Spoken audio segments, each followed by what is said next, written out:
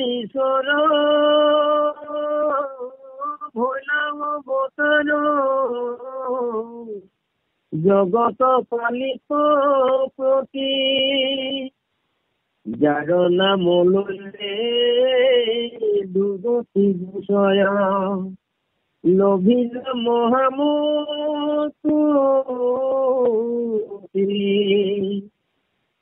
ভকত রঞ্জন তার যত গুণ করিবে কার প্রতি পুতি কাম দেবু শরণ পাবে খাতে লক্ষ্মীর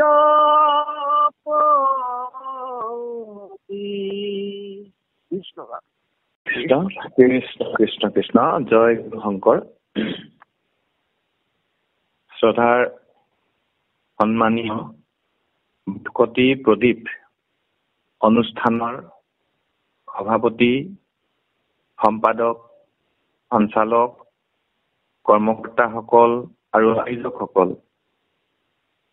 জৰিয়তে আপোনালোকৰ সভাটিৰ চৰণত আমি সেৱা জনাইছো আৰু এই অনুষ্ঠানত উপবিষ্ট হৈ থকা অসমৰ বিভিন্ন স্থানৰ বিভিন্ন প্ৰান্তৰ বিশ্লেষক প্ৰভু সমস্ত আৰু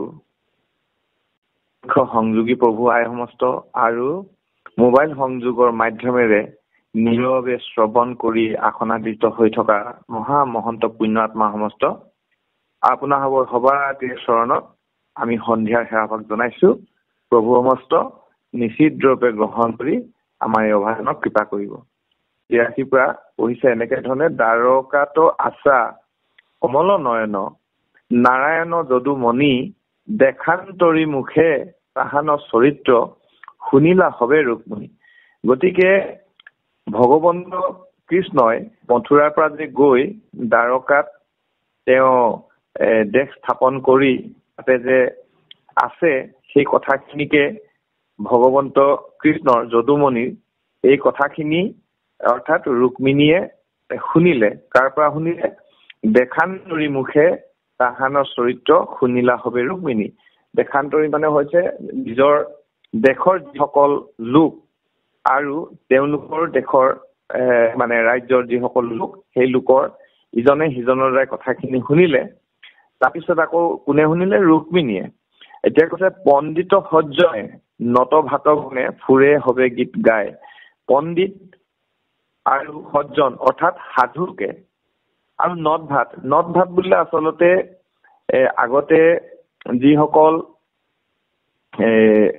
মানে ৰজা বা ৰাজকুমাৰ বা যিসকল মান্য লোক তেওঁলোকৰ নিজৰ ব্যক্তিগত নদ ভাত থাকে, অৰ্থাৎ মহাপুৰুষসকলৰ ভকতসকলৰ বা মান্য লোকৰ যি মানে তেওঁলোকৰ গুণ গান গাই ঘূৰি ফুৰে আৰু তেওঁলোকে সেইসকলকে নদ ভাত বুলি কয়।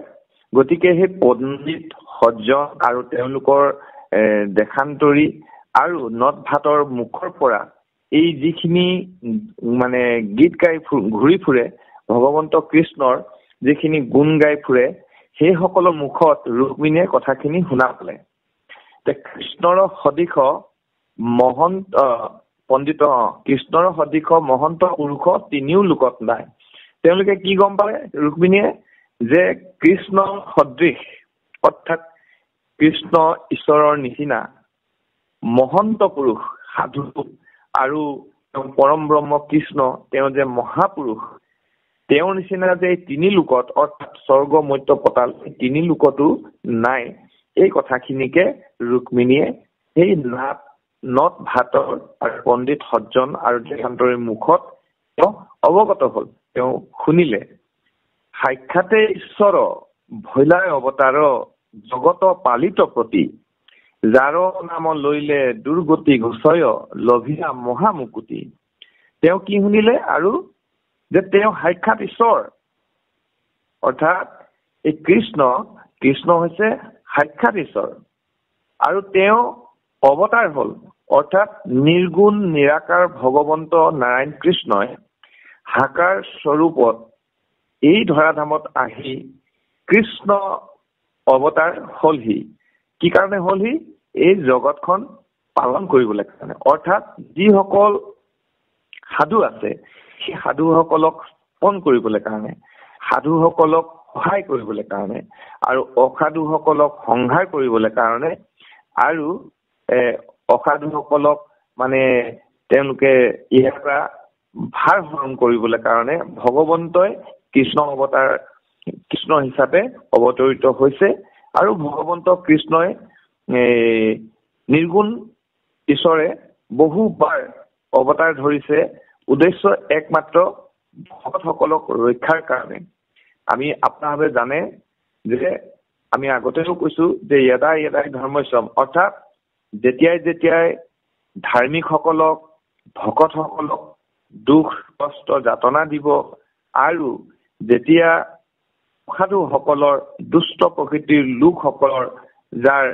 মানে কুসংস্কাৰ ভৰপূৰ হৈ থকা লোকসকলৰ যেতিয়া প্ৰাদুৰ্ভাৱ বেছি হ'ব তেতিয়াই ভগৱন্তে বিভিন্ন ধৰণে মৎস্যকুৰ্মকে আদি কৰি বহুবাৰ বাৰম্বাৰ হয় অৱতাৰ অৰ্থাৎ বহুবাৰ ভগৱন্তই অৱতৰিত হৈছে তাৰ ভিতৰতে কৃষ্ণও যে অৱতাৰ সেই কথাখিনিকে নদ ভাতৰ মুখৰ পৰা ৰুক্মিণীয়ে কথাখিনি গম পালে আৰু ৰুক্মিণীও যে লক্ষী ইয়াৰ আগতে কৈ আহিছে যে তেওঁ আমাৰ ৰুক্মিণীয়েও ভগৱন্ত কৃষ্ণই য'তেই নহওক যিমান বাৰেই তেখেতে অৱতৰিত হৈছে সেই ভগৱন্ত কৃষ্ণক সেৱা কৰাৰ মানসেৰে প্ৰত্যেক জনমতে লক্ষীয়ে কিবা নহয় কিবা প্ৰকাৰে ভগৱন্ত কৃষ্ণৰ লগত আহি তেওঁৰ লগত একত্ৰীকৰণ হৈছেহি কাৰণ তেওঁ এগৰাকী মহাভকত কাৰণ আপোনালোকে জানে ব্ৰহ্মা মহাদেৱ লক্ষ্মী দেৱী কায় বাক্য মই থিৰ কৰি পৰম আনন্দে চৰণ হেমন্ত যাৰ অৰ্থাৎ এই ব্ৰহ্মা মহাদেৱ লক্ষ্মী এইসকল ভগৱন্তৰ একান্ত সাধু একান্ত সেৱক একান্ত দাস গতিকে সেই কথাখিনিকে ক'লে আৰু যাৰ নাম লৈলে দুৰ্গতি গোচয় লভিলা মহামুকুতি আৰু সেই কৃষ্ণই যিখিনি ইয়াত আহি লীলা চৰিত্ৰ কৰিলে তেখেতে যিখিনি যকৃতি ইয়াত হৈ গ'ল সেইখিনিকে যদি কোনোবাই শ্ৰৱণ কৰে তেওঁ যদি নাম লয় কেনেকে ধৰণে কংসক বধিলে কেনেকে ধৰণে পুতনাক সুখিলে কেনেকে ধৰণে অভাসুৰক মাৰিলে বা ভগৱন্তই কেনেকে কালিয়ে দমন কৰিলে এই কথাখিনিয়ে হৈছে ভগৱন্তৰ যশকৃতি এইখিনি হৈছে ভগৱন্তৰ লীলাকৃতি এইখিনিকে যদি আমি শ্ৰৱণ কৰো এইখিনিকে যদি আমি কীৰ্তন কৰো তেতিয়া কি হয় আমাৰ যিবিলাক দুৰ্গতি অৰ্থাৎ যিবিলাক আমাৰ শুদ্ধ গতি নহয় য'ত আমাৰ ভাল গতি নহয় অসৎ গতি অৰ্থাৎ আমি 84 লক্ষ জুনিত ভজিবলগীয়া যি গতি সেইখিনি আচলতে দুৰ্গতি নৰক বুলি আচলতে 84 লক্ষ নৰকেই হৈছে 84 লক্ষ জুনি অৰ্থাৎ এটা জীৱই এখন নৰক গতিকে এইখিনি কথা আপোনালোকে জানে গতিকে সেই দুৰ্গতিখিনিৰ পৰা আমি হাত সাৰিবলৈ হলে কি কৰিব লাগিব ঈশ্বৰৰ নাম ল'ব লাগিব আৰু দুৰ্গতি যেতিয়া আমাৰ গুচিব দুৰ্গতি যেতিয়া আমাৰ হ্ৰাস হ'ব তেতিয়া কি হ'ব আমি পৰম মুকুতি মহামুকুতি আমি লাভ কৰিব পাৰিম তাকে কৈছে যাৰ নাম ললে দুৰ্গতি গুচয় লভিলা মহামুকুতি ভকত ৰঞ্জন তাৰ যত গুণ কহিবে কাৰ শকতি কুটি কাম দেৱো ওচৰ পাৱে সাক্ষাতে লক্ষ্মীৰ প্ৰতি অৰ্থাৎ তেওঁ ভকত ৰঞ্জন ভকতৰ সদায় আনন্দ দিয়ে ভকতে তেওঁৰ পৰা কিবা বৰিখন প্ৰাপ্তি কৰিলে ভকত সমস্তে সুখেৰে এই দুৰ্গতিৰ পথটো এৰি সুগতিত লভি এই ভৱসংসাৰ পৰা সুখেৰে তৰি যাব পাৰে গতিকে তেওঁ ভকতৰ ৰঞ্জন অৰ্থাৎ ভকতক সদায় আনন্দ দিয়ে আৰু তেওঁৰ যিমানখিনি গুণ যশ তেওঁৰ কীৰ্তি আছে তেওঁৰ যিমান লীলাকৃতি আছে তেওঁৰ নামৰ অনন্ত মহিমা এইখিনি কোৱাৰ কাৰো শকতি নাই কাৰণ আপোনালোকে জানে যে মাধৱৰ নাম কহন্তে কেশৱে কেশৱে আপোনো বিস্ময় ভৈলা তনু ৰোমাঞ্চ মুখে নোলাই মাত নিচুক্তি স্তম্ভিয়া ৰৈলা অৰ্থাৎ ভগৱন্তৰ অনন্ত নামৰ মহিমা ভগৱন্তও নেজানে। আকৌ কৈছে যে একক কৃষ্ণ নামে আছে যত গুণ, কোটি জনমত কহিবে কোন। 1 কোটি জনমতো কৈ শেষ কৰিব নোৱাৰে তেওঁৰ ইমান নামৰ মহিমা আছে। পৃথিৱীত যিমান ধূলি অণু পৰমাণুৰে এই পৃথিৱীখন গঠিত হৈছে, কোনোবাই যদি আহি বহু কোটিবাৰ জন্ম লৈ এই ধূলি বালিখিনিও যদি কোনোবাই হিচাপ কৰিব পাৰে, কিন্তু ভগৱন্তৰ অনন্ত নামৰ মহিমা, অনন্ত নামৰ গুণাগুণ কৈ শেষ কৰিব নোৱাৰে বুলি আপোনালোকৰ আগত বহুবাৰ ব্যাখ্যাকাৰসকলে অৱগত কৰিছে। গতিকে তেনেকুৱা কোটি কামদেৱো ওচৰ নপাৱে সাক্ষাতে লক্ষ্মীৰ প্ৰতি, অৰ্থাৎ কোটি কামদেৱো এজন দুজন নহয়, 1 কোটি কামদেৱেও ভগৱন্তৰ অৰ্থাৎ লক্ষ্মীৰ স্বামী তেওঁৰ ওচৰত চাপিব নোৱাৰে, এই কথাকে কৈছে। এতিয়া কৈছে কি, হেন কথা শুনি ভীষ্মক নন্দিনী পুষ্যন্ত আতি যতনে, যতেক শুনন্ত ততেক পুষন্ত ত্ৰিপিতি নখন্দে মনে। অৰ্থাৎ এই কথাখিনি নদ ভাতে সজ্জনসকলে, পণ্ডিতসকলে, দেশান্তৰীসকলৰ মুখৰে তেওঁ যেতিয়া শুনিলে তেওঁৰ কথাখিনি, অৰ্থাৎ ভীষ্মক নন্দিনী অৰ্থাৎ আমাৰ ৰুক্মিণীৰ কথা কৈছে, অৰ্থাৎ ভীষ্মক ৰজাৰ পুত্ৰী, গতিকে তেওঁ ৰুক্মিণী। গতিকে ৰুক্মিণীয়ে যেতিয়া এই কথাখিনি কোনোবাই কয়, তেতিয়াহ'লে কি হয়, তেওঁ অতি যতনে ভক্তি ভাৱেৰে খুব জিজ্ঞাসা আৰু হেঁপাহেৰে ভগৱন্তৰ অনুৰাগী হৈ, ভগৱন্তৰ প্ৰেমত গদগদ হৈ তেওঁলোকৰ মুখেৰে কথাখিনি খুব সুন্দৰকৈ শুনিবলৈ কাৰণে তেখেতসকলক আহ্বান জনায়, শুনোৱাবলৈ কাৰণে, অৰ্থাৎ এই নদ ভাতসকলক। আৰু যেতিয়া তেওঁলোকে কথাখিনি ৰুক্মিণীৰ আগত অৱগত কৰে, তেতিয়া কি হয়, ৰুক্মিণীয়ে যতেক শুনন্ত ততেক কুশন্ত, যিমানে শুনে আৰু তেওঁক সোধে, আৰু শুনোতে শুনোতে যিমানে শুনে, কিন্তু কি হয়, মনত শেষেই নহয়, তৃপ্তিটো আৰু বাঢ়িহে যায়। অৰ্থাৎ ভগৱন্তৰ নাম শ্ৰৱণ কৰাৰ যিটো ইচ্ছা, সেই ইচ্ছা হাবিয়াসটো আৰু বাঢ়িহে যায়। অৰ্থাৎ আমাৰ ভকত সমস্তৰ যেনেকৈ ভগৱন্তৰ কৃষ্ণৰ আমি কীৰ্তন, আমি যেনেকৈ চৰিত্ৰবিলাক যেতিয়া শুনো, তেতিয়া আমাৰ মনত ভাৱনা হয় যে ইছৰাম আৰু অলপ শুনিব পোৱা হলে ভাল আছে। আচলতে এইটো সাধুৰ লক্ষণ, এইটো হৈছে ভকতৰ লক্ষণ। কাৰণ আপোনালোকে জানে যে আমাৰ ৰুক্মিণীও মহাভকত, কাৰণ লক্ষ্মীৰে এটা ৰূপ হৈছে এই ৰুক্মিণী। গতিকে লক্ষ্মীও হৈছে ভগৱন্তৰ মহাভকত, মহাসেৱক, তেখেতৰ একান্ত দাস। কাৰণ সেইকাৰণে ভগৱন্তৰ সকলো ঠাইতে লক্ষ্মীয়ে তেওঁৰ চৰণ সেৱা কৰিয়ে থাকে। এতিয়া হবেও কহয়, আৰু শুনোতে আকৌ আৰু শুনিবলৈ তেওঁ ইচ্ছা কৰাত আকৌ সোধে, আৰু যিমানে সোধে, যিমানে তাৰ উত্তৰো পায়, শুনোতে শুনোতে কি হয়, তাৰ মনত তৃপ্তিটো নখন্দে, আৰু হাবিয়াসটো, ইচ্ছাটো আৰু শুনিবলৈ বাঢ়ি যায়। হবেও কহয় তোমাৰো সদৃশ, কৃষ্ণেহে সদৃশ বৰ। আকৌ সেই নদ ভাতসকলে কৈছে যে এটা কথা নহয়, ৰুক্মিণী, কৃষ্ণও তোমাৰ সদৃশে, বহু গুণৰ অধিকাৰী। গতিকে তোমাৰ কাৰণে আটাইতকৈ উচিত কৃষ্ণহে তোমাৰ উচিত বৰ হব। অৰ্থাৎ তোমাৰ গাত যেনেকৈ ঐশ্বৰিক গুণ আছে, আৰু তুমি যেনেকৈ একান্ত ভকত, তোমাৰ কাৰণে তোমাৰ স্বামী একমাত্ৰ কৃষ্ণহে উপযুক্ত বৰ হব বুলি নদ ভাতসকলে কৈছে। শুনিলে তোমাকক কদাচিত প্ৰভু নেৰিবন্ত দামোদৰ। আৰু যদি এই কথাষাৰ যদি শুনি পায় যে তুমি মহাভকত, ঈশ্বৰৰ যে একান্ত সাধু, ঈশ্বৰক যে তুমি মনত ভাল পাই থাকা, ঈশ্বৰৰ প্ৰতি যে তোমাৰ ভক্তি আছে, আৰু তুমি যে বৰ লাৱণ্য, তুমি যে সুন্দৰী, অলৌকিকতে যে তুমি মোহিনী, একদম লক্ষী সাদৃশ, এই কথাখিনি যেতিয়া গম পাব, তেতিয়া কিন্তু তোমাক ভগৱন্তই কৃষ্ণ দামোদৰে এই কথাখিনি শুনিলে তোমাক কিন্তু নেৰিব, অৰ্থাৎ তোমাক বৰণ কৰিব। মাধৱক স্বামী পাইবা যেবে তুমি তেবে কি কহিব আৰ এইৰূপ যৌবন জীবন হামফল তেবেহে জানো তোমাৰ। অৰ্থাৎ মাধৱক যদি কৃষ্ণক যদি তুমি স্বামী হিচাপে পোৱা তেতিয়া আৰু তোমাক কি কম যে তোমাৰ এই ৰূপ যৌবন যে তুমি পাইছা তেতিয়াহে তোমাৰ জীৱনটো সফল হ'ব যেন সফল হ'ব বুলি নট ভাতসকলে কৈছে। তেতিয়াহে তোমাৰ সফল হ'ব যদি ভগৱন্তক তুমি স্বামী হিচাপে পোৱা। অৰ্থাৎ তোমাৰ যি ৰূপ যৌবন ইয়াক এই ৰূপ যৌবনৰ তুমি গৰাকী হয় একমাত্ৰ ভগৱন্তৰ চৰণতহে তোমাৰ উচিত স্থান।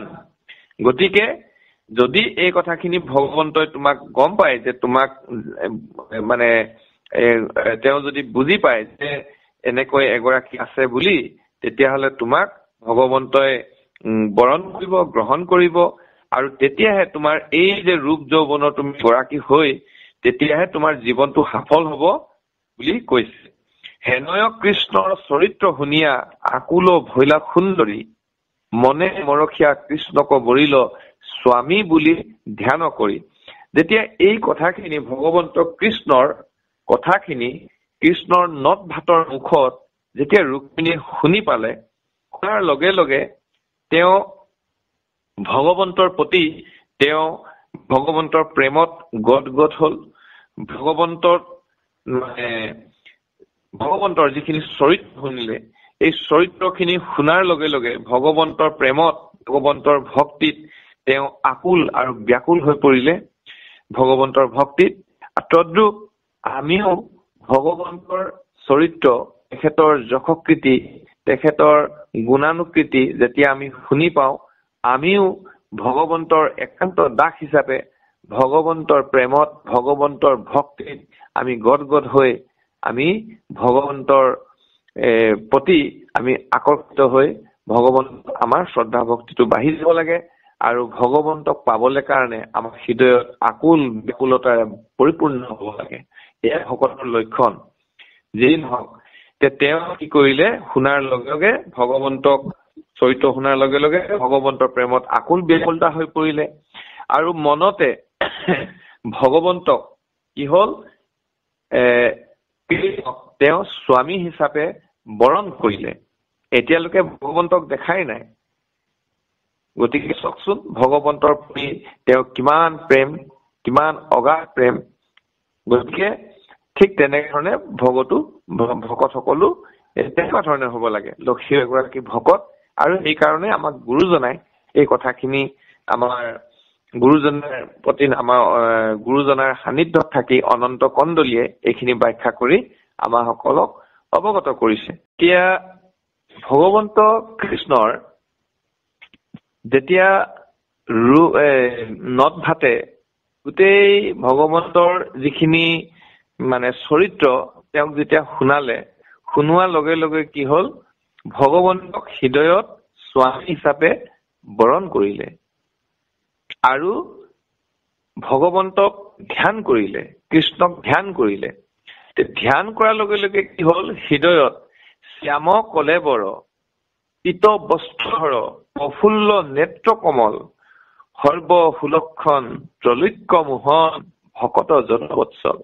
অৰ্থাৎ কলেবৰ মানে হৈছে শৰীৰৰ যিটো দেহটো, দেহৰ যিটো বাহিৰৰ যিটো মানে বাহ্যিকতাটো, সেইটো হৈছে ভগৱন্তৰ যিটো কলেবৰ। কলেবৰ ভগৱন্তৰ শৰীৰৰ আকৃতিৰ ৰংটো আছিলে শ্যাম কলেবৰ, অৰ্থাৎ শ্যাম ৰঙৰ। তেখেতে সেই শ্যাম ৰঙৰ যি শ্যাম বৰণৰ যিটো তেওঁ কলেবৰ, সেই কলেবৰৰ ওপৰে পীত বস্ত্ৰ ধৰ, অৰ্থাৎ তেওঁ হালধীয়া বস্ত্ৰ মানে পৰিধান কৰে আৰু প্ৰফুল্ল মানে আনন্দ, তেখেতে সদায় আনন্দময় আৰু তেওঁ আনন্দত নেত্ৰ কমল অৰ্থাৎ নেত্ৰ অৰ্থাৎ চকু তেওঁ প্ৰত্যেকটো মুহূৰ্ততে আনন্দ হৈ থাকে। আমি সাধাৰণতে আমি যেনেকৈ আগতেও আমি কৈছো যে ভকত দেখাৰ লগে লগে চাৰিটা বস্তু আমাৰ সদায় প্ৰফুল্ল হ'ব লাগে। এক নম্বৰ হৈছে আমাৰ চকুজুৰি, ভকতক দেখাৰ লগে লগে আমাৰ প্ৰেমৰ যি ভাৱনা চকুত দৰ্শন পাব লাগে। ভকত লগ পালে, ভকতক লগ পোৱাৰ লগে লগে আমাৰ চকুত আমাৰ প্ৰেমৰ যি প্ৰতীক ৰূপে আমাৰ চকু পানী অৰ্থাৎ জলজলীয়া হ'ব লাগে, আনন্দময় হ'ব লাগে। ঠিক এনেকুৱা ধৰণৰে কথা যে ভগৱন্তৰ মানে প্ৰফুল্ল নেত্ৰ কমল সদায় আনন্দময়, আৰু ভকতক দেখিলে আমিও তেনেকুৱা হ'ব লাগে। আৰু মুখখনতো সদায় ফৰকাল হ'ব লাগে, কাৰণ হৃদয়ত যদি আমি শুদ্ধ বস্তু চিন্তা কৰো, আমাৰ সেই বস্তুটো আমাৰ মুখত যিটো স্বীকৃতি হয় সেয়াও ভগৱন্তই কৃপা কৰে। আৰু কোলা হওক বগা হওক বা যিয়ে নহওক লাগে, কিন্তু ভকতজনক দেখিলে মনত সন্তোষিত লভিব লাগে। আৰু সদায় হাত দুখন ভকতৰ ফালে থাকিবই লাগে, সেৱা ভাগ জনাবই লাগে, কাৰণ তাৰ ভিতৰত থকা ঈশ্বৰ বস্তুক আমি সেৱা কৰিছো। আৰু কি হৈছে, মুখেৰে সদায় প্ৰেমালাপ কৰিব লাগে। ভকতক লগ পালে সদায় প্ৰেমালাপ কৰিব লাগে। ভগৱন্তৰ নাম বস্তু গ্ৰাম্য কথা বিনাশ কৰি সদায় আমি ভগৱন্তৰ বিষয়ে আলাপ আলোচনা কৰিব লাগে। গতিকে কথাখিনিকে কৈছে, আৰু সৰ্বসুলক্ষণ ত্ৰৈলোক্য মোহন, তেওঁ গাত যিমানখিনি লক্ষণ আছে প্ৰভু ভগৱন্তৰ গোটেইখিনিয়ে হৈছে সুন্দৰ ভাল লক্ষণ। চকুত, মুখত, চৰণত, হাতত, ভুজত, বক্ষত, আটাইকেইটা ঠাইতে কি হৈছে, তেওঁ সুন্দৰ। প্ৰত্যেকটো যিমান বস্তু আছে প্ৰত্যেকখিনিয়ে সুন্দৰ আছে, সুন্দৰতা আছে। আৰু যেনেকৈ আপোনালোকে জানে প্ৰত্যেকবিধ তেওঁ অলংকাৰৰ কাৰণ আছে, যিহেতু তেওঁ ত্ৰৈলোক্য মোহন, অৰ্থাৎ তেওঁৰ সমান আৰু সুন্দৰ নাই। আৰু তেওঁ একমাত্ৰ ভকত বৎসল, কাৰণ তেওঁ ভকতৰ বৎসল, ভকতজনৰ তেওঁ বৎসল, অৰ্থাৎ ভকতজনক মানে ভগৱন্তই নিজৰ মাকৰ নিচিনাকৈ, নিজে মাকে যেনেকে ল'ৰা ছোৱালীৰ কাৰণে চিন্তা কৰে দিনে ৰাতিয়ে, ল'ৰা ছোৱালীক খোৱা বোৱা ভৰণ পোষণ সমস্তখিনি ঘৰৰ পৰা ওলাই গলেও যেনেকে মাকে নিজৰ ল'ৰাটোৰ কথা চিন্তা কৰি থাকে, কেলে অহা নাই কি কথা, তদ্ৰূপ ভকতসকলৰ কাৰণে ভগৱন্তই প্ৰত্যেকটো মুহূৰ্ততে ভকতসকলৰ কাৰণে চিন্তা কৰে, ভকতসকলক পালন কৰি থাকে, ভকতসকলক পৰিচৰ্যা কৰি থাকে। আৰু সেইকাৰণে তেখেতক ভকত বৎসল বুলি কয়। শুনিয়ন্ত যেন লোকৰ মুখত কৃষ্ণৰ ৰূপ চৰিত্ৰ, ক্ষণে পতে লেখি থাকন্তে নিৰেখি আনন্দতে দ্ৰৱেচিত। যেতিয়া এই নদ ভাতৰ মুখত ভগৱন্ত কৃষ্ণৰ এই বিষয়ে যেতিয়া শুনিলে, তেতিয়া কি কৰিলে, ভগৱন্তৰ কৃষ্ণৰ ৰূপ চৰিত্ৰ যেতিয়া আনৰ মুখত শুনিলে, অৰ্থাৎ নদ ভাত সজ্জনসকল, পণ্ডিতসকল, দেশান্তৰসকলৰ মুখত যেতিয়া শুনিলে, তেতিয়া কি হয়, কৃষ্ণৰ যি ৰূপ চৰিত্ৰ ক্ষণে পতে দেখি, অৰ্থাৎ ক্ষণে মানে খন্তেকতে, পদ মানে আমাৰ মনৰ যিটো পদ, মানস পদত, অৰ্থাৎ ৰুক্মিণীৰ পদত লিখিলে। কি লিখিলে? ভগৱন্তৰ যিটো ৰূপ, ভগৱন্তৰ যিটো ৰূপ চৰিত্ৰ, এই গোটেই ৰূপ চৰিত্ৰটো কি কৰিছে, ৰুক্মিণীৰ মনৰ পটত সম্পূৰ্ণ লিখি পেলালে। আৰু সেই ৰূপটোকে লিখি সেই ৰূপটোকে হৃদয়তে চাই থাকে। আৰু চাওঁতে চাওঁতে চাওঁতে কি হয়, ভগৱন্তৰ ৰূপটো চাওঁতে চাওঁতে, ভগৱন্তৰ ৰূপটো ক'ত আছে? কৃষ্ণ যি মানে এই নদ ভাত এই সকলৰ মুখত ভগৱন্তৰ যি কথাখিনি, ভগৱন্তৰ কথাখিনি শুনিলে, শুনাৰ লগে লগে ৰুক্মিণীয়ে কি কৰিলে, তেওঁৰ যি কৃষ্ণৰ যি ৰূপ চৰিত্ৰ, সেই ৰূপ চৰিত্ৰ ক্ষণেকতে, অৰ্থাৎ প্ৰত্যেকটো মুহূৰ্ততে, খন্তেকতে তেওঁৰ হৃদয়তে লিখিলে, পটত লিখিলে। লেখাৰ পিছত কি কৰিছে, সেই ৰূপটোকে নিৰেখি থাকে, চাই থাকে। অৰ্থাৎ আমাৰ সকলোৰে হৃদয়তে ভগৱন্ত আছে, আমিও ভগৱন্তৰ সেই ৰূপ আমি আমাৰ মনত, আমাৰ হৃদয়ৰ লিখি আমি কি কৰিব লাগে, সেই ৰূপটোকে আমি দৰ্শন কৰিব লাগে। আমাৰ ভজনৰ ভকতসকলে জানে। গতিকে এই চতুৰ্থ কি কয় আমাৰ ধ্যান বৰ্ণনত কীৰ্তনত ভগৱন্তৰ ৰূপটো আছে। সেই ৰূপটো চাবলৈ গুৰুজনাই আমাক কৈছে। গতিকে সেই ৰূপটো আমি চাই আমাৰ মনত আঁকি সেই ৰূপটোক আমি দৰ্শন কৰিব লাগে। আৰু কি হ'ল, যেতিয়া সেই ৰূপটো মনত সেই ৰূপটোকে চাই থাকে, চাওঁতে চাওঁতে ভগৱন্তৰ প্ৰেমত গদ গদ হৈ আনন্দত কি হয়, আনন্দৰ যিখন সাগৰ, প্ৰেমানন্দৰ যি সাগৰ, ভগৱন্তৰ সেৱাৰ যি সাগৰ, সেই সাগৰতে কি হয়, ৰুক্মিণীৰ মনটো দ্ৰৱিত হৈ থাকে, অৰ্থাৎ আনন্দৰ সাগৰত ডুবি থাকে। গীতাঞ্জলি কৰি কৰন্ত কাকতি, চৰণ পদ্মক চাই, জন্মে জন্মে মূৰ স্বামী হৈবা তুমি, সেবিবু তোমাক। অৰ্থাৎ সেই আনন্দৰ যি সাগৰ, এই আনন্দৰ সাগৰতে ভগৱন্তৰ প্ৰেমৰ সাগৰতে নিজৰ মনটোক, ৰুক্মিণীৰ মনটোক দ্ৰৱণীয় হৈ ভগৱন্তক গীতাঞ্জলি কৰি কি বুলি কাকতি কৰে, ভগৱন্তৰ চৰণক চাই, ভগৱন্তৰ চৰণ পদ্মক চাই কাকুতি বুলি কৰে, জন্মে জন্মে মোৰ স্বামী হৈ তুমি, সেবিবু তোমাক পায়। গতিকে সেই কথাখিনিকে কৈছে, আমিও ৰূপ, ভগৱন্তৰ যি ৰূপ, ভগৱন্তৰ যি লীলা চৰিত্ৰৰ দ্বাৰাই আমি অধ্যয়ন কৰি, আমি শ্ৰৱণ কীৰ্তন কৰি যি ৰূপ পাওঁ, সেই ৰূপ আমাৰ হৃদয়ত অংকিত কৰি, সেই ৰূপকে চাই আৰু সেই ৰূপ চাই চাই আমি তাৰ যি আনন্দৰ সাগৰ উপস্থাপন হ'ব, সেই সাগৰতে আমাৰ মনটোক আমি তাক দ্ৰৱণীয় কৰি, অৰ্থাৎ সেই আনন্দৰ, ভগৱন্তৰ প্ৰেমানন্দৰ, ভগৱন্তৰ সেৱাৰ আনন্দৰ সাগৰত আমাৰ মনটোক দ্ৰৱণীয় কৰি আৰু আমি ভগৱন্তক গীতাঞ্জলি কৰিব লাগিব, ভগৱন্তক কাকতি কৰিব লাগিব, তেওঁৰ চৰণ পদ্মক চাই কি বুলি কৰিব লাগিব, যে জন্মে জন্মে যাতে হে প্ৰভু, হে ঈশ্বৰ, হে মোৰ স্বামী, মই যাতে তোমাৰ চৰণ সেৱা কৰি থাকিব পাৰো, সেইকাৰণে মোক কৃপা কৰিবা। আৰু তদ্ৰূপ ৰুক্মিণীয়েও তেনেকে ধৰণে কথাখিনি কৈছে। ক্ষণু মাধৱৰ গুণক বৰ্ণাই, গাৱন্ত গীত ৰুক্মিণী, কৃষ্ণত সুধন্ত কৃষ্ণক পুষন্ত, আন নাই ৰাতি দিনী। অৰ্থাৎ ভগৱন্তৰ প্ৰেমত ইমান গদ গদ হৈ গৈছে, ভগৱন্তকতো এতিয়ালৈকে সাক্ষাৎ দেখা নাই, কিন্তু আধ্যাত্মিকভাৱে হৃদয়ক ভগৱন্তৰ হৃদয়ত তেওঁৰ যি মানসপটত ভগৱন্তৰ ছবি অংকিত কৰি তেওঁৰ প্ৰেমত মানে গদগদ হৈ তেওঁ প্ৰেম সাগৰত নিজৰ মনটোক দ্ৰৱণীয় কৰি ৰাখি তেওঁক সেৱা কৰিছে, তেওঁৰ লগত কথা পাতিছে, তেওঁৰ চৰণ সেৱা কৰিছে, আকৌ তেওঁক সুধিছে যে মানে কৃষ্ণক সুধন্ত কৃষ্ণক পচন্ত, আন নাই ৰাতি দিনী।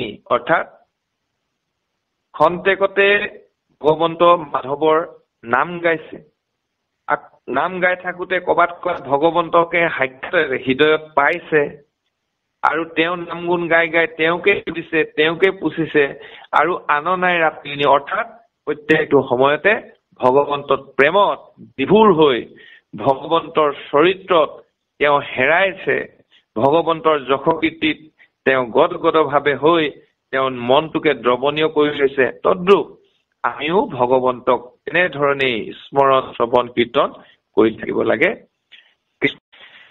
এতিয়া হেন ৰংগ মনে আচন্ত ৰুক্মিণী, মাধৱক স্বামী বৰি, শুনিও ক দ্বাৰকাত যেন কৰিলন্ত দেৱ হৰি। এতিয়া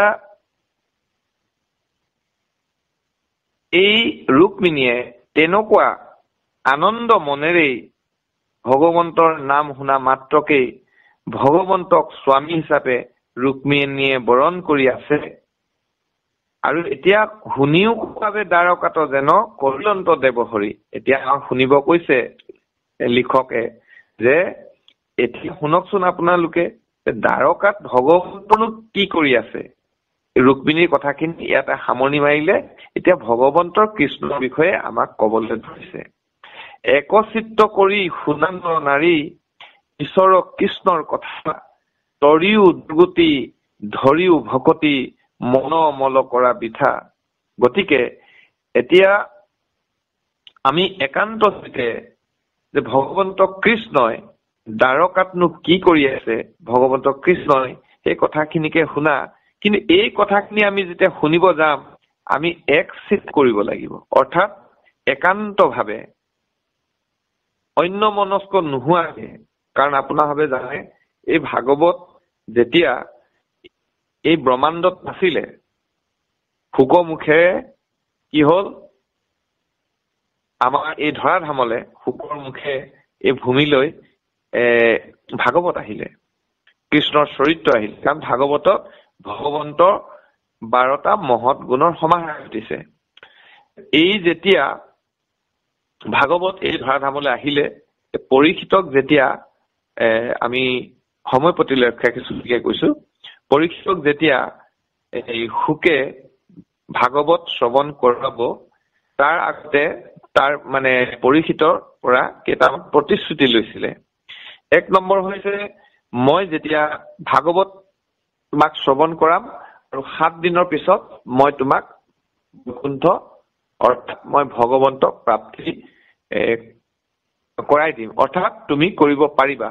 কাৰণ ভাগৱতে এইখিনি কৈছে যে বৈকুণ্ঠ শুদ্ধভাৱে যদি শ্ৰৱণ কৰে, কীৰ্তন কৰে, তেতিয়াহ'লে নিশ্চয় ঈশ্বৰ প্ৰাপ্তি হ'ব। কিন্তু ভাগৱত শুনিবলৈ আমাক কেইটামান প্ৰতিশ্ৰুতি শুকে পৰীক্ষিত লৈছে। 1 নম্বৰ হৈছে, মই যেতিয়া ভাগৱত কম তেতিয়া অন্য মনস্ক হ'ব নোৱাৰিবা, মনটো স্থিতপ্ৰজ্ঞ হিচাপে ভাগৱততে ৰাখিব লাগিব। ব্যক্তিজন ইয়াত থাকিব, অন্য জেগাত মনটো থাকিলে তেতিয়া সেইটো একচিত নহয়, সেইটো অন্য মনস্ক হৈছে, সেইটো স্থিতপ্ৰজ্ঞ নহয়। গতিকে একচিত কৰিব লাগিব। আৰু একো তুমি পানী আৰু বহাৰ বাদে অন্য বস্তু তুমি খাব নোৱাৰিবা, আৰু তুমি ইয়াৰ পৰা উঠি যাব নোৱাৰিবা।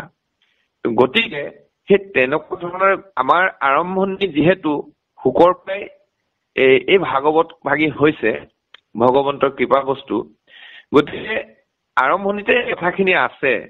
আৰু সেইকাৰণে এতিয়াও আমাক কৈছে অনন্ত কণ্ডলী লিখকে যে আমি একচিত কৰি আমাৰ সমস্তজনক কৈছে যে শুনা নৰ নাৰী ঈশ্বৰ কৃষ্ণৰ কথা একান্তভাৱে আমি যদি এখনতেও ঈশ্বৰৰ নাম শুনো, তেতিয়া হৈছে কি দেৱৰো বন্দনীটো ভকতি ৰখি, দেৱতাসকলেও সেইজনক বন্দনা কৰে।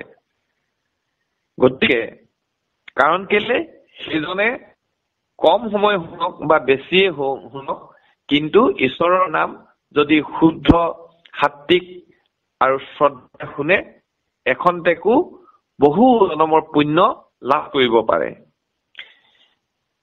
ভগৱন্তৰ যেতিয়া আমি একচিত হৈ ভগৱন্তৰ আমি নাম শুনিম, ভগৱন্তৰ ঈশ্বৰ কৃষ্ণৰ কথা শুনিম, তেতিয়া আমাৰ কি হব?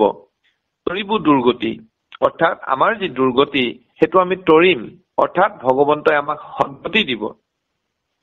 কিন্তু আমি যেতিয়া সদ্গতিলৈ আহিম তেতিয়া আমি ভকতি ধৰিব পাৰিম।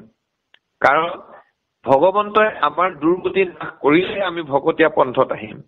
আৰু যেতিয়া আমি ভকতীয়া পন্থত আহিম সেয়া ভগৱন্তৰ কৃপা। কাৰণ ঈশ্বৰ কৃষ্ণত ভকতি কৰিবলৈ ঈশ্বৰৰে ইচ্ছা লাগিব, ঈশ্বৰৰে কৃপা লাগিব, ঈশ্বৰৰ কৃপা প্ৰসাদ গ্ৰহণ কৰিব লাগিব, পাব লাগিব, তেতিয়া আমি ঈশ্বৰত ভকতি কৰিব পাৰিম। আৰু যেতিয়া আমাৰ দুৰ্গতি তৰি ভগৱন্তই আমাক কৃপা কৰিব, তেতিয়া আমি এই সংসাৰখন দুৰ্গতিলৈ আমি সুগতিলৈ আমি তৰিব পাৰিম। তেতিয়া আমি ভকতি পথটো আমি ধৰিব পাৰিম। আৰু যেতিয়া আমি ভগৱন্তক ভকতি কৰিম, আমাৰ যিবিলাক মনৰ মল আছে সেই মলবিলাক আমি বৃথা কৰিম, অৰ্থাৎ আমি মলবিলাকক আঁতৰ কৰি আমাৰ হৃদয়, একেখন হৃদয়ৰ মল যেতিয়া নাইকিয়া হ'ব তেতিয়া হৃদয় নিৰ্মল হ'ব, নিকা হ'ব, পৰিষ্কাৰ হ'ব। আৰু পৰিষ্কাৰ হৃদয়ত, নিৰ্মল হৃদয়ত ভগৱন্তই চৈতন্যৰূপে বাস কৰে। আৰু তেতিয়া আমি সুগতি, সুজ্ঞান, সুমন আমি প্ৰাপ্তি কৰিম, ঈশ্বৰৰ পৰা পাম। এটা দেখিও সাক্ষাতে ৰুক্মিণীৰ কেন কৃষ্ণত প্ৰেম ভকতি শুনিল যেখনে ভজিল তেখনে স্বামী বুলি মহাহতি। গতিকে কৈছে যে চোৱা হে নৰনাৰীসকল, হে চোৱাসকল, ৰুক্মিণীক দেখিলানে তেওঁ কিমান ভগৱন্তত কৃষ্ণত অগাধ প্ৰেম ভক্তি। ভগৱন্তক দেখা নাই, কিন্তু ভগৱন্তৰ চৰিত্ৰ সেইকাৰণে আমি আচলতে ব্যক্তিসকল অজৰ অমৰ হৈ নাথাকে। আমাৰ এই ধৰাধামলে আহিছে মানুহ, গৈছে মানুহ মায়াপী জীৱ।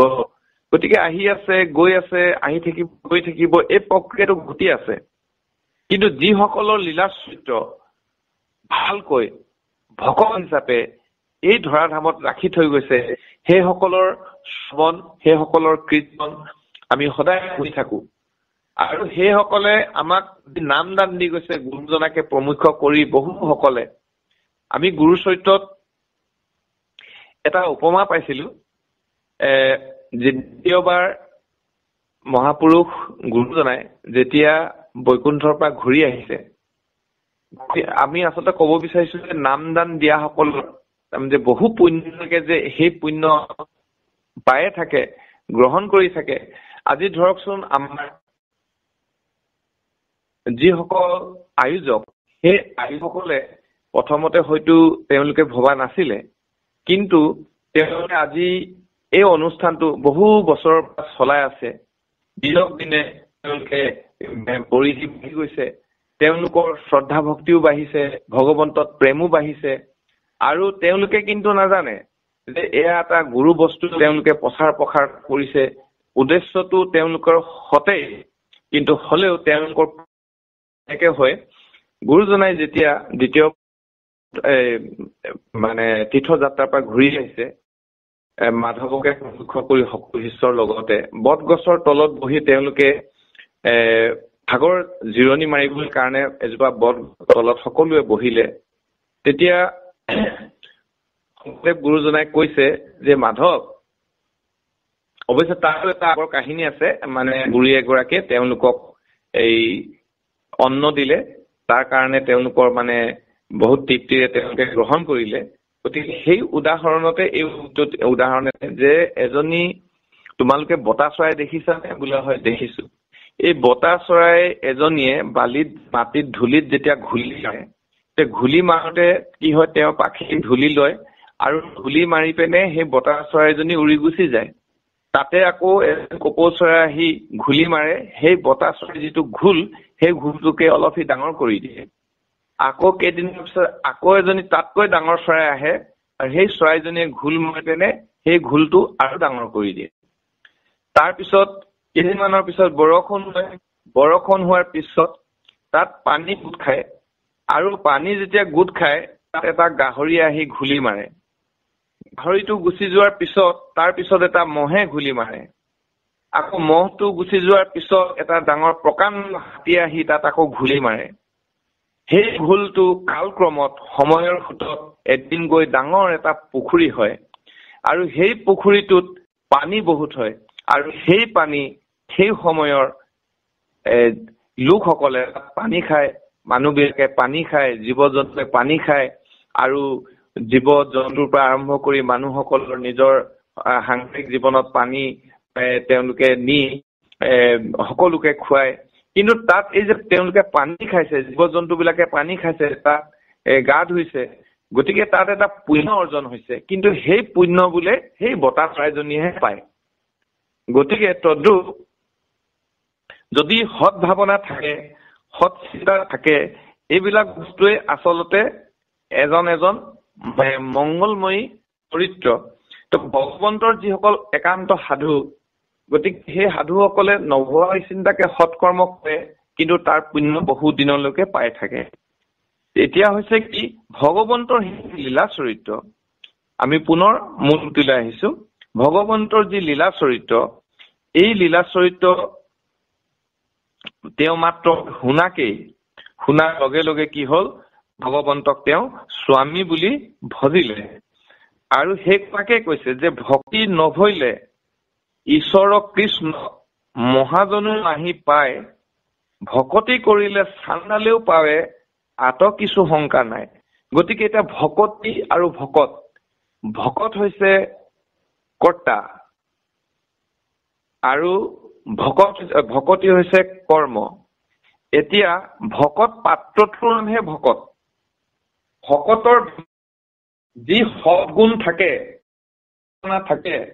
ভগৱন্তৰ সেৱা মনোভাৱ থাকে, সেইখিনিকে আচলতে ভকতি।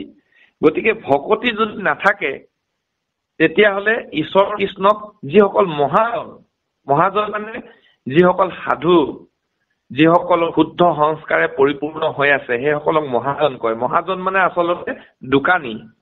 গতিকে তেওঁলোক ভাল দোকানী, অৰ্থাৎ ঈশ্বৰ নামৰ দোকানী, শুদ্ধ সংস্কাৰৰ দোকানী। কিন্তু সেইসকল শুদ্ধই হয়, তেওঁলোকৰ শুদ্ধ সংস্কাৰ জ্ঞান আছে, কিন্তু তেওঁলোকৰ ভকতি নাই। গতিকে ভকতি নথকাৰ কাৰণে কি হ'ল, তেওঁলোকে ঈশ্বৰ কৃষ্ণৰ যি কৃপা, সেই কৃপা প্ৰাপ্তি নহয়, ঈশ্বৰ কৃষ্ণক নাপায়। কিন্তু যদি ভকতি কৰিলে চান্দালেও পাৱে, আতৰ কিছু শংকা নাই। কিন্তু ভকতি কৰিছে, কিন্তু তেওঁ আকৌ চান্দাল, অৰ্থাৎ য'ত শুদ্ধ সংস্কাৰ নাই, য'ত সৎ আচৰণ নাই, য'ত অসৎ বস্তুৰে পৰিপূৰ্ণ, কিন্তু হলেও তেওঁ যে ভকতি আছে, গতিকে চান্দাল যদি হয়, তেওঁ ভগৱন্তক পাব, তাতো কোনো শংকা নাই বুলি কৈছে।